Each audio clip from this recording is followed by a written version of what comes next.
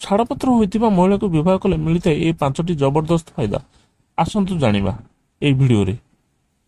ଆଜିକାଲି ଯୁଗରେ ବାହାଘରର ଅଧିକ ଦିନ ତିଷ୍ଠି ରହିପାରୁନି। ଭୁଲ ବୁଝାମଣା ଯୋଗୁଁ ଅନେକ ସଂସାର କିଛି ଦିନରେ ଅଲଗା ହୋଇଯାଉଛି, ଯାହାପରେ ଛାଡ଼ପତ୍ର ମଧ୍ୟ ହୋଇଯାଇଥାଏ। କିନ୍ତୁ ଜୀବନରେ ଯେତିକି ସହଜ ନୁହେଁ, ଖାସ୍ ସେହି ମହିଳାଙ୍କ ପାଇଁ ଯାହାର ଛାଡ଼ପତ୍ର ହୋଇଥାଏ।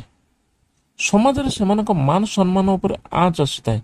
ଆଜି ଆପଣ ସେମାନଙ୍କ ବିଷୟରେ ଏହି କଥା ଜାଣିବା ପରେ, ଯେଉଁମାନଙ୍କ ବିଷୟରେ ଜାଣିଲା ପରେ ଆପଣ ତାଙ୍କ ପ୍ରତି ଇଜ୍ଜତ ଆହୁରି ବଢ଼ିଯିବ। ଯେତେବେଳେ ବାହାଘର କଥା ଆସେ, ସେତେବେଳେ ଜଣେ ଅବିବାହିତ ପୁଅ ଜଣେ ଅବିବାହିତ ଝିଅ ସହିତ ଖୋଜିଥାଏ। କେହି ବି ଛାଡ଼ପତ୍ର ଦେଇଥିବା ମହିଳାକୁ ବାହା ହେବା ପାଇଁ ଚାହାନ୍ତି ନାହିଁ। ଜଣେ ଅବିବାହିତ ଝିଅଠାରୁ ଜଣେ ଛାଡ଼ପତ୍ର ପାଇଥିବା ମହିଳା ଭଲ ଜୀବନସାଥୀ ହୋଇପାରେ। ଛାଡ଼ପତ୍ର ପାଇଥିବା ମହିଳାକୁ ବାହା ହେଲେ ଅତ୍ୟନ୍ତ ଫାଇଦା ହୋଇଥାଏ। ପ୍ରଥମେ ହେଲା, ଜଣେ ଛାଡ଼ପତ୍ର ଦେଇଥିବା ମହିଳାର ବାହାଘରର ଭଲ ଅନୁଭବ ଥାଏ। ତାକୁ ଏ ବିଷୟରେ ଭଲ ଭାବେ ଜଣାଥାଏ କେଉଁ କଥାରୁ ସମ୍ପର୍କରେ ଫାଟ ଆସିବ, କେଉଁ କଥା ଅନ୍ୟକୁ ଖରାପ ଲାଗିବ। ସେମାନେ ସ୍ୱାମୀ ସ୍ତ୍ରୀ ସମ୍ପର୍କକୁ ଭଲ ଭାବେ ତୁଲେଇଥାନ୍ତି। ଜଣେ ଛାଡ଼ପତ୍ର ଦେଇଥିବା ମହିଳା କେବେ ଧୋକା ଦେଇନଥାନ୍ତି। ଆପଣଙ୍କ ସହ ଜୀବନ ସାରା ରହିବାକୁ ଚେଷ୍ଟା କରିବେ, କାରଣ ତାଙ୍କ ଜୀବନରେ ଥରେ ଧୋକା ଆସିଛି।